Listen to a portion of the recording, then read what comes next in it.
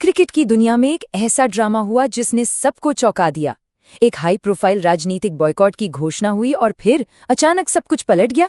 तो आखिर इस बड़े यू टर्न के पीछे की कहानी क्या थी? चलिए इस पूरे मामले को समझते हैं। तो चलिए सबसे पहले इस टाइमलाइन पर नजर डालते हैं। इससे पता चलता है कि ये सब कुछ कितनी तेजी से हुआ।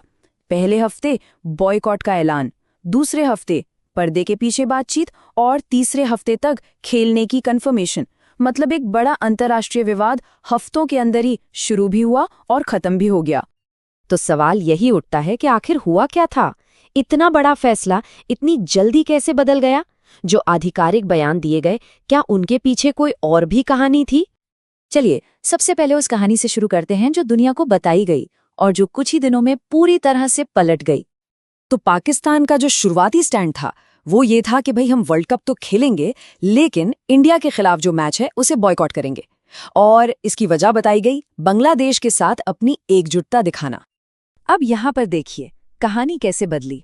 पहले बॉयकॉट को एक उसूलों वाला स्टैंड बताया गया, बांग्लादेश के साथ खड़े होने की बात कही गई। लेकिन जब यू टर्न हुआ तो कहा गया कि यह फैसला श्रीलंका, यूएई और बांग्लादेश जैसे दोस्त देशों के कहने पर लिया गया है। मतलब दो बिल्कुल अलग अलग वजहें।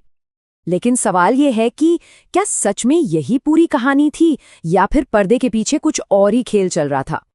तो असली कहानी पर्दे के पीछे चल रही थी और इस यू टर्न के पीछे तीन बड़े प्रेशर काम कर रहे थे जिन्होंने पाकिस्तान को अपना फैसला बदलने पर मजबूर कर दिया।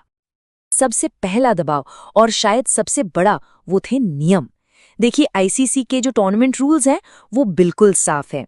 आप किसी एक टीम के खिलाफ राजनीतिक वजहों से खेलने से मना नहीं कर सकते। ये सीधे सीधे कॉन्ट्रैक्ट का उल्लंघन था। दूसरा प्रेशर था पैसा, और ये कोई छोटा मोटा अमाउंट नहीं था।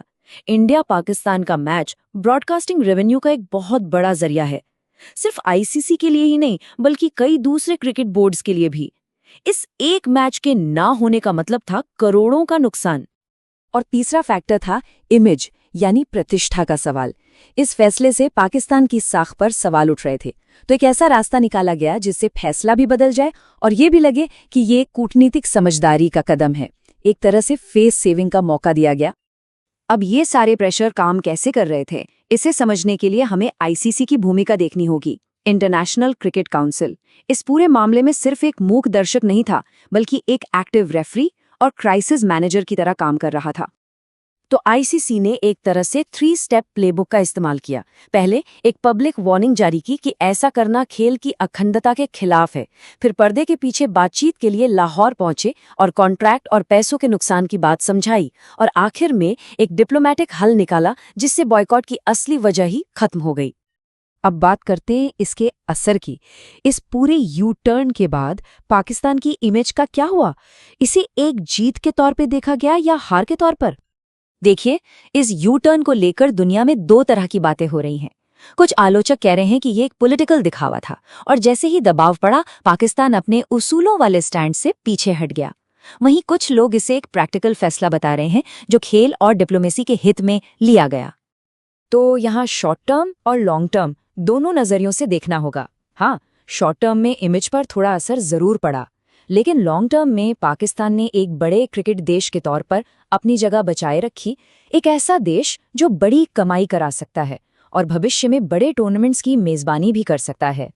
अगर हम इस एक वाकये से जरा हटकर देखें तो ये कहानी हमें मॉडर्न इंटरनेशनल स्पोर्ट्स के बारे में बहुत कुछ बताती है कि आखिर इन बड़े खेलों के पीछे असली पार किसके पास है। आईसीसी का ये जो ऑफिशियल स्टेटमेंट था, ये सिर्फ कुछ शब्द नहीं थे।